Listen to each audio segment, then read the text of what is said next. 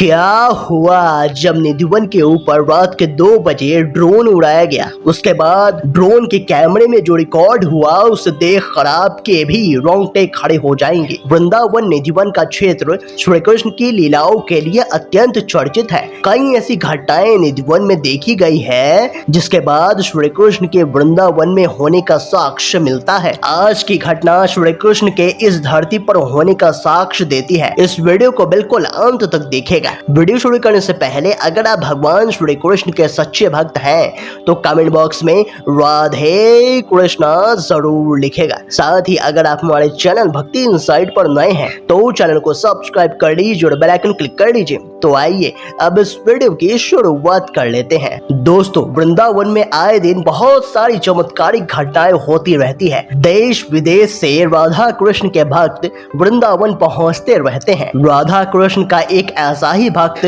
रसिया से भारत आया था। जेम्स राधा कृष्ण को बहुत मानता था। वैसे तो देखा जाए उसके पिता एक हिंदुस्तानी ही थे पर उसकी माता रसियन थी। जेम्स की परवरिश एक हिंदू लड़के की तरह हुई थी। देखते ही देखते कब जेम्स के अंदर राधा कृष्ण के प्रति आस्था उत्पन्न हो गई उसे पता ही नहीं चला। उसके माता पिता के गुजर जाने के बाद उसने तय किया कि वो भारत में ही रहेगा। भारत की संस्कृति और धर्म उसे बहुत अधिक आकर्षित करते थे। जेम्स मात्र 20 वर्ष का था जब उसके माता पिता की मृत्यु हो गई थी। उसने तय किया कि वह अपने आगे की पढ़ाई भारत में ही करेगा और इस मकसद से वो भारत आ गया। भारत में उसका कोई नहीं था तो उसने तय किया कि वह अपने भारत में एक नए सफर की शुरुआत वृंदावन से करेगा, क्योंकि जिसका कोई नहीं होता उसके श्री कृष्ण होते हैं। जेम्स जा पहुंचा वृंदावन।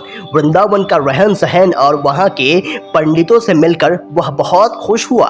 उसे जैसे कि जीने का नया तरीका मिल गया था। जेम्स के अंदर राधा कृष्ण को लेकर जो आस्था थी वहां के मंदिरों में जाकर उसकी पूरी हुई। उसने कई सारे धार्मिक ग्रंथ और वृंदावन से जुड़ी सभी कहानियां पढ़ ली थी। जब जेम्स को निधिवन के बारे में पता चला तो उसके मन में ये लालसा उत्पन्न हुई कि वो एक बार तो निधिवन में जाकर देखेगा कि क्या सच में वहां पर राधा और कृष्ण हर रात आते हैं। जब जेम्स ने अपनी इस इच्छा को वृंदावन के पंडितों को बताई तो उन्होंने साफ इनकार कर दिया। उन्होंने कहा कि निधिवन में जाने की आज्ञा किसी को भी नहीं है, यहाँ तक कि हमें भी नहीं। यह सुनकर जेम्स हताश हो गया। जेम्स को निधिवन में जाने की आज्ञा तो नहीं मिली पर उसने एक तरकीब निकाला।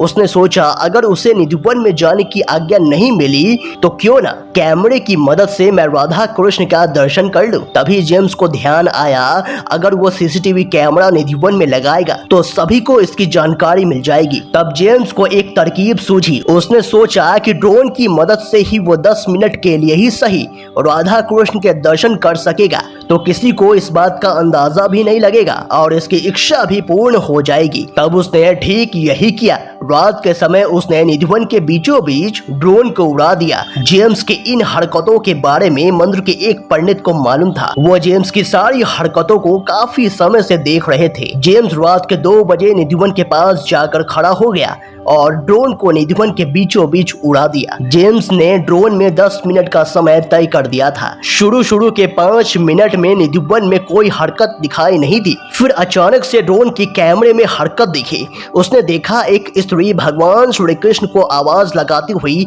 नजर आ रही थी।